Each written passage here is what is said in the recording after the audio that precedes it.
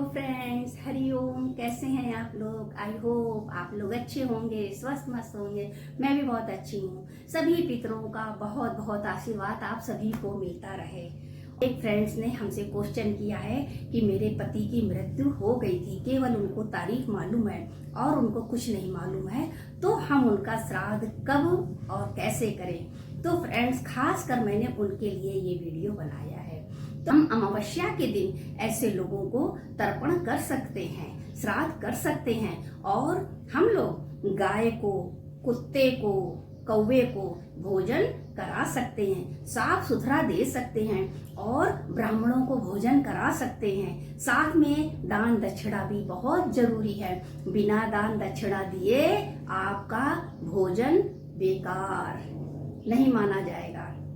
तो इसलिए भले भोजन की व्यवस्था कम हो जाए, लेकिन उनको नगद जरूर देना चाहिए, जिसको हम लोग बोलते हैं दान। दान में हम लोग सीधा भी देते हैं, आटा है, दाल है, चावल है, आलू है, घी है, ऐसी चीजें भी हम लोग देते हैं। लेकिन नगर नारायण की बात ही अलग होती है।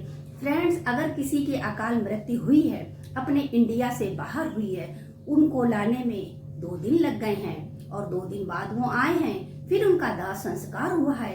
तो ऐसे व्यक्ति का दाह संस्कार हुआ है तो उनको उसी दिन जोड़ा जाएगा जिस दिन उनकी अकाल मृत्यु हुई है। तो फ्रेंड, ऐसे लोगों का श्राद्ध, दाह संस्कार और पिंड संस्कार उसी दिन होगा। उसी दिन वो लोग कर सकते हैं और उनका तर्पण भी कर सकते हैं। फ्रेंड, तर्पण माने हम उनको जल अर्पित कर सकते हैं। फ्रेंड्स, जिस दिन उनका श्राद्ध करें उस दिन कन्या को भी जरूर भोजन कराएं, उनको भी दान दें, पंडित को भी दान दें, गाय को भी खिलाएं, कौवे को भी दें, कुत्ते को भी दें। माना कोई रहना नहीं चाहिए। और जहाँ पितरों का भोजन रखा जाता है वहाँ पर थोड़े से तिल जरूर डालने चाहिए, क्योंकि बुरी आत्माएं खाने को जूठा ना कर दें, फिर हमारे पितरों को अच्छा नहीं लगेगा। क्योंकि जब पितर पक्ष शुरू होते हैं, हमारे पितर स्वर्ग से नीचे आ जाते हैं, क्योंकि उनको लगता है कि हमको कोई पानी देने वाला हो।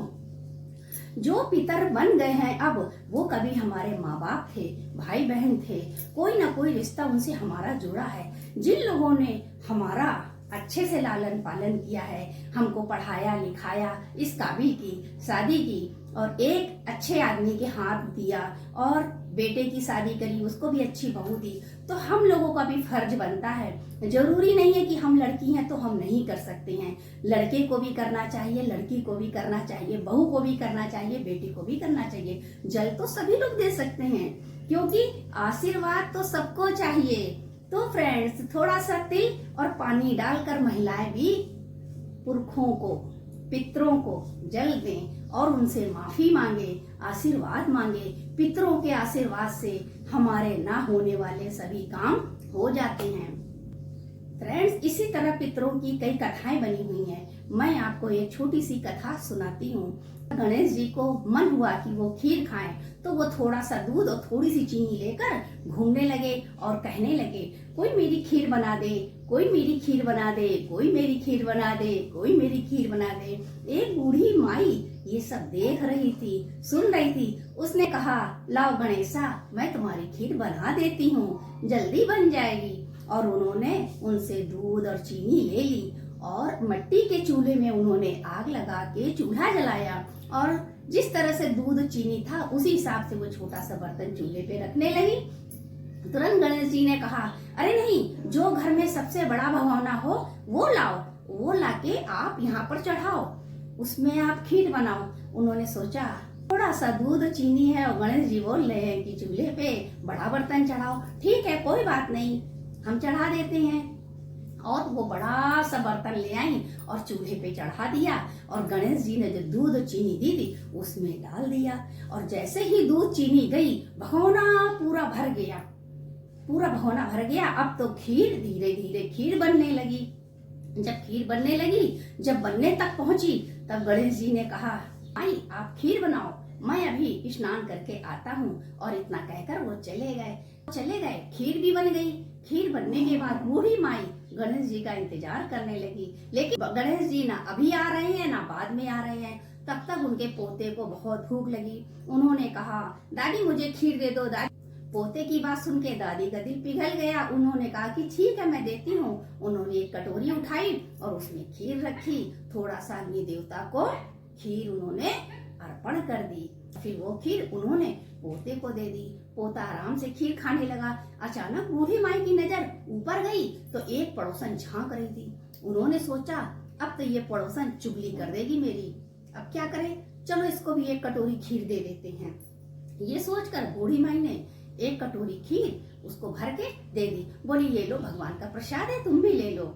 और उसको दे दिया। अब वो पड़ोसन खीर लेके चली गई। इधर बूढ़ी माई की जो बहू थी वो देख रही थी, सारी खीर तो ये बांट दे रही है, हम क्या खाएंगे। ये सोचकर बूढ़ी माई जब इधर उधर हुई, उसने तुरंत से एक कटोरी निकाली, खीर भरी, आराम से खा ली खीर खा के तुरंत कटोरा नीचे खिसका दिया और चली गई काम। अब बूढ़ी माई ने सोचा, गणेश जी तो आ नहीं रहे, तो उसको बहुत तेज भूख लगी। उसने सोचा क्या करें। उसने सोचा चलो मैं भी खा लेती हूँ, इतनी सारी खीर है, गणेश जी भी खा लेंगे।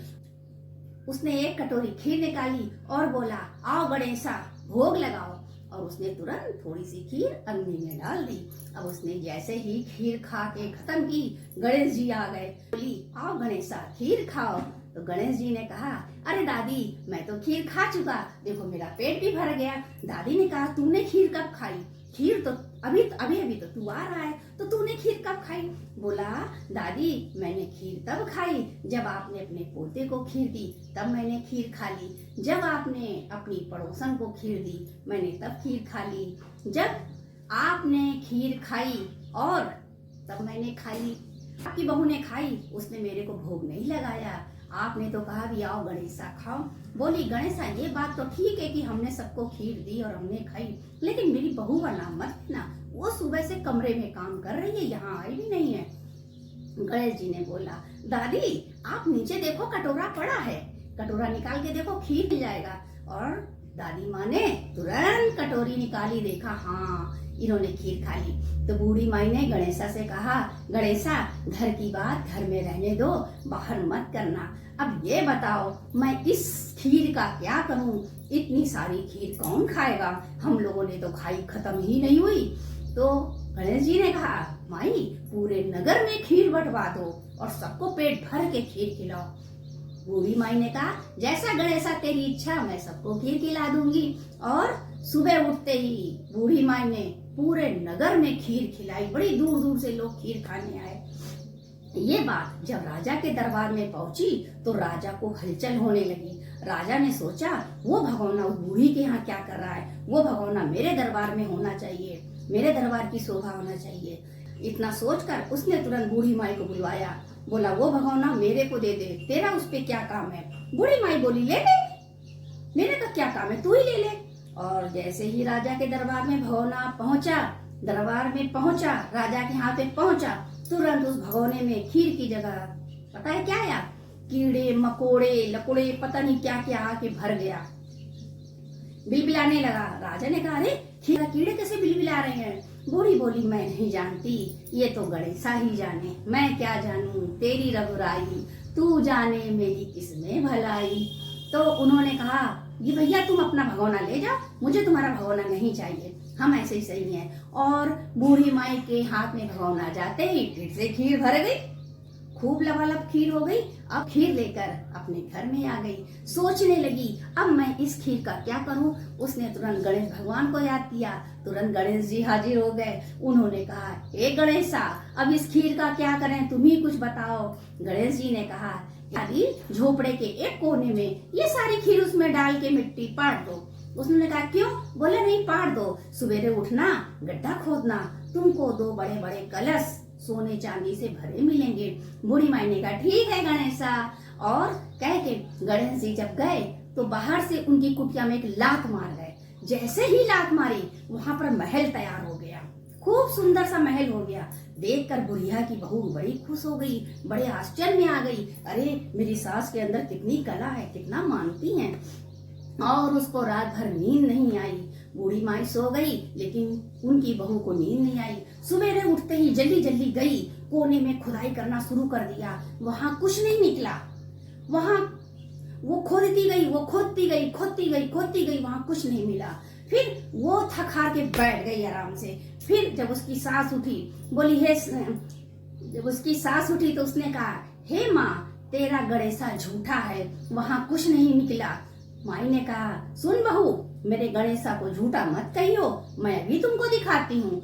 और बूढ़ी माई ने तुरंत फावड़ा लिया, खुदाई चालू कर दी, खुदाई चालू कर दी, खुदाई चालू कर दी, और करते करते टन टन की आवाज आने लगी। और जैसे टन टन की आवाज आने लगी, वहां से दो बड़े बड़े कलश निकले, असरफी के। बोली, देख बहू, मेरा गणेशा नहीं झूठा है, मेरा गणेशा कभी झूठा हो ही नहीं सकता है, तू झूठी है। तूने खीर चुरा के खाई थी कि नहीं खाई थी, मेरे गणेशा ने हमको बताई। जब गणेश भगवान ने इतना धन दौलत दिया, वैसे ही सबको दे, जैसे राजा को दिया वैसे किसी को न दे। भगवान सबकी कुटिया को महल बना दे, सबको अच्छी बुद्धि दे कि कोई चोरी करके ना खाए, कोई अपनी सास से झूठ ना बोले। अगर सास से झूठ बोलते हैं तो उसको कुतिया की योनि मिलती है। इस फिर बूढ़ी माई की बहू ने कहा, माँ, आज से मैं झूठ नहीं बोलूंगी, मैं चोरी नहीं करूंगी और गणेश भगवान की पूजा करूंगी और मैं गणेश की भक्त हो जाऊंगी। तो जैसे इनके काम पूरे हुए, ऐसे हमारे भी काम भगवान बनाएंगे। इसलिए जब श्राद्ध आए, बड़े सच्चे मन से शुद्ध होके सूर्य निकलने से पहले हमको भगवान को जल चढ़ाना चाहिए, पितरों को जल चढ़ाना चाहिए, अच्छे से श्राद्ध करना चाहिए। और हमारे पितर क्या क्या खाते थे, उनको श्राद्ध के दिनों में थोड़ा थोड़ा रोज खिलाना चाहिए, जिसकी जैसी सौकासी हो करना चाहिए। उनकी डेथ हुई है, उस दिन आप उनका श्राद्ध कर सकते हैं। अगर आपके मन में कोई संशय भ्रम हो, किसी पंडित से पूछकर आप अपना मन शुद्ध कर सकते हैं। आपको लगेगा ना कि होगा कि नहीं होगा, होगा कि नहीं होगा, ये तो ब्लॉग में मैंने देखा था। नहीं फ्रेंड्स, ब्लॉग भी बनता है तो सच्चाई से बनता है, ऐसे ब्लॉग भी कोई नहीं बनाता है। और ये पूजा पाठ की चीजें हैं, हम लोगों को भी पाप नहीं लेना है। इसलिए जिसका भी एक्सीडेंट हुआ हो, अगर तारीख 20 है तो 20 तारीख को ही वो श्राद्ध करे। आपको ये ब्लॉग कैसा लगा जरूर बताइएगा। मैं मोटिवेशनल स्टार आपसे नेक्स्ट वीडियो में मिलती हूँ। तब तक के लिए सभी फ्रेंड को हरि ओम।